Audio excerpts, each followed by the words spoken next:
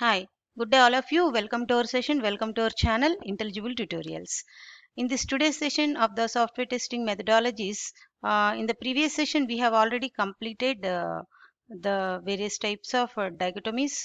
That means the differences between two partitions or two things. Okay, we left over some of the concepts in the previous class. Those things now we are going to discuss.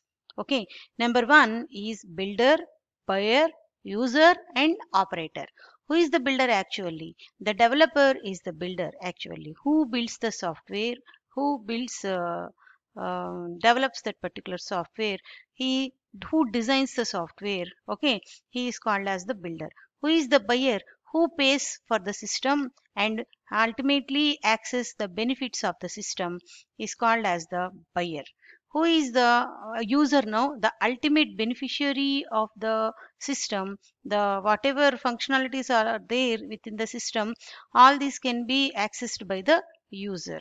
Okay, so user can have some certain number of the interest and some certain number of the functionalities, and he expects some set of the functionalities from the system.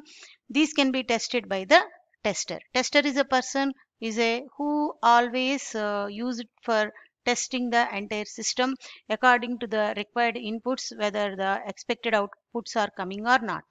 Okay, and the last one is the operators. Who are the operators actually? Okay, so actually we can see the operators are nothing but some kind of the helpers that we can say. So they can operate some set of the bugs, they can operate some set of the errors. Okay, so basically this slide deals about the builder versus buyer.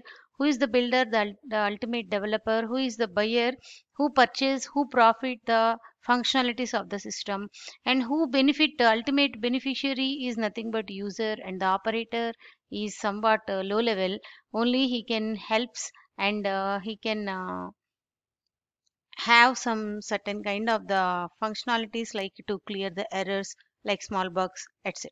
Okay, this concludes our software testing methodologies dichotomies, which we have already started in the previous session. Now we completed this, and now we are going to discuss about the model of the testing. What is the model for testing? Okay, so the model here it is proposed is given like this. This is the particular diagram of the model for the testing. Okay, so here the tests are directly connected with the environment, the tests are connected with the program model, and the tests are connected with the bug model. Okay, so here the world and model world are connected to it. The environment is connected to the environment model, and the program is connected to the program model, and nature and psychology is connected to the bug model. That means which one you can consider it as bug? It depends upon your nature, it depends upon your psychology only. Okay, so outside world, whatever things we are having, whatever things we think, those will be connected to the model of the world. In the model of the world, these things can be considered as the environment model, program model, and finally the bug model. All these are directly connected to the tests, and this test can have some outcome. This particular outcome may be expected outcome and as well as the unexpected. Okay, the outcomes are again defined into two types: expected outcomes and as well as unexpected outcomes. Unexpected outcomes again linked with the environment model. Again we have to redo the test. This means okay, so like that, this is the model of the testing. Okay, the above figure is the model of the testing process. The same thing here also we are representing here. That is nothing but model of the environment, a model of the program, and as well as the model of the expected bugs. So environmental plays a crucial role for model of the testing in which the particular program is running, and as well as the model of the program also, what kind of the model it is and what are the various expected bugs. All this plays an important role in the model for the testing. Okay, next, environment. Normally, what kind of the environment that we will work? Programming environment is the normally what is the environment? Environment is a part of hardware and as well as software.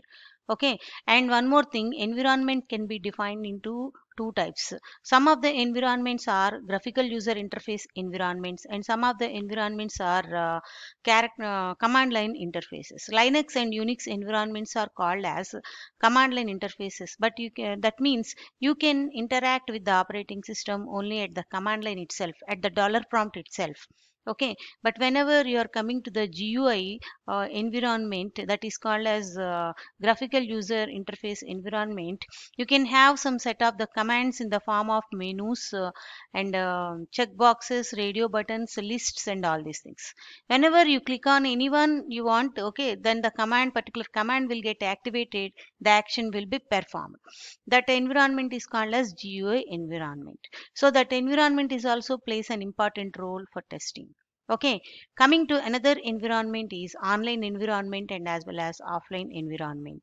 Okay, so the testing can be done very easily whenever it is online offline environment, but whenever you are testing the system in the online environment, you require multiple number of the connections, multiple connectivity of the systems, terminals, operators, and the LAN, and all these things are taken to the consideration while testing the online systems. Okay. Okay, so other kind of the environment is nothing but the environment that creates the program and run the program and link the program, load the program, and as well as compile the program, and whatever the routines are there that work with the program, that also comes under the environment. So what are the various things regarding the environment? The CLI, GUI, online, offline, and it create a program, link a program, load a program, compile a program, edit a program. This also comes under the environment. So environment plays an important role in the testing. Okay, here hardware and firmware are stable. Whatever we are using, these are not much more plays an important role in the bugs.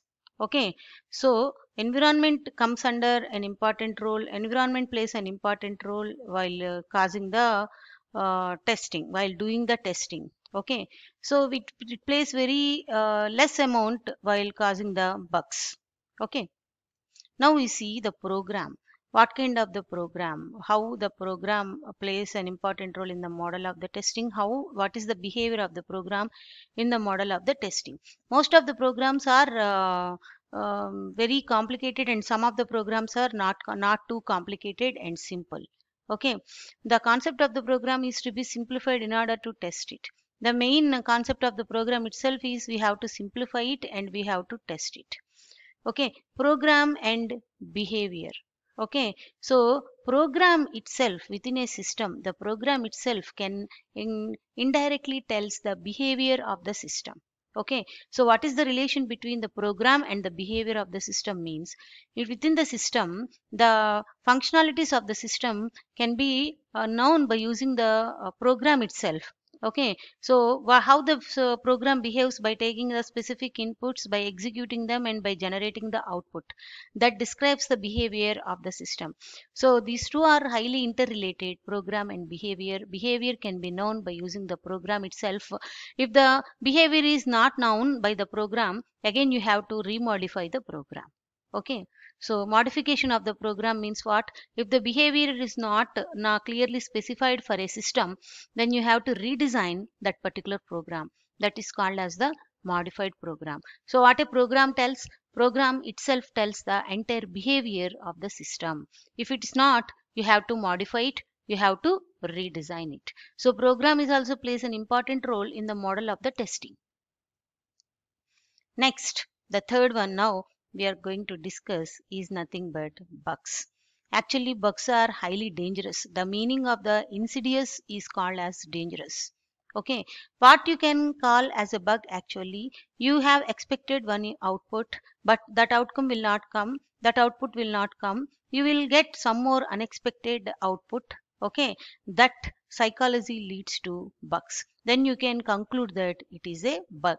So that's why in the previous diagram, bug model is directly related to the nature and psychology. So what thing you can consider as negative, that can be treated as a bug. Okay, so that depends upon the nature and psychology of the human, who can conclude that it is a bug, who can finalize that, who can confirm that it's a bug. Okay, so how can he finalize himself, how can he say that it's a bug? Actually, whenever he expects for one kind of the output, but that particular output will not come, he gets another kind of the output, then he can think obviously it's a bug. Okay, so that is one of the model of the bug. So big bug is also one of the model of our bugs for testing.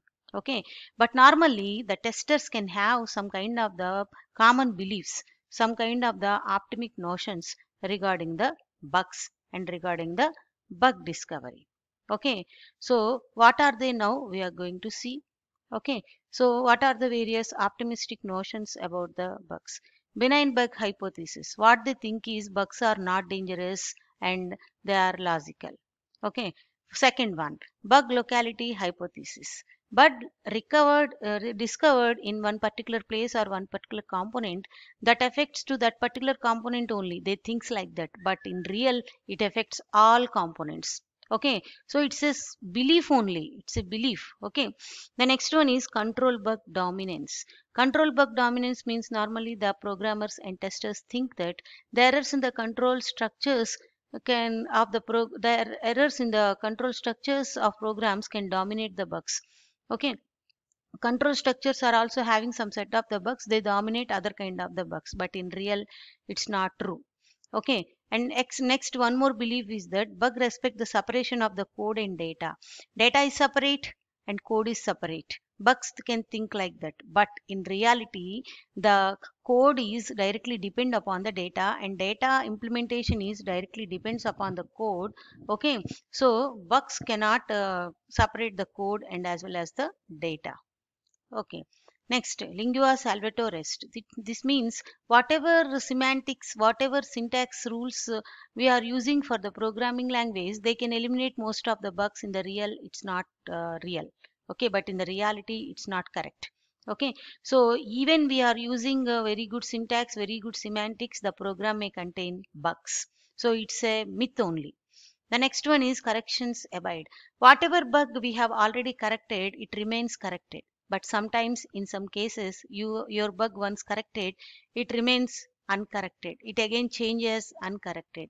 So all these are the various kinds of the myths normally for the programmers and testers. They are having this kind of the optimistic notations.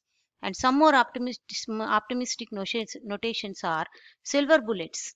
That means whatever language, whatever coding, whatever methodology you are using, those give immunity from the bugs. But in real, it's not correct. Okay, and sadism suffices. The tester, independent tester, can have streak sadism and doing the task again and again can reduce the errors. But real, it's not true. He cannot clear some of the bugs. Okay, some of the tough bugs need some methodology and techniques also. The tester cannot done all these things. So that's why eighth one is also sadism success is also one of the wrong notion about the bug. And the last one is angelic testers. The belief that the testers are better at test design than the programmers is at code design. Okay, normally people think that testers are very good, they are very well known about the programs, whatever they are running. But in the reality, it's true, it's not at all true. Okay, most of the testers they don't know whatever inside the system it is happening. They know only what to give as input, what to get as output, like that only they know, but they don't know about all these things. Okay, so this is nothing but the model for the testing. In the coming videos, we talk about tests and all these things. So please subscribe my channel, Intelligible Tutorials. Thank you.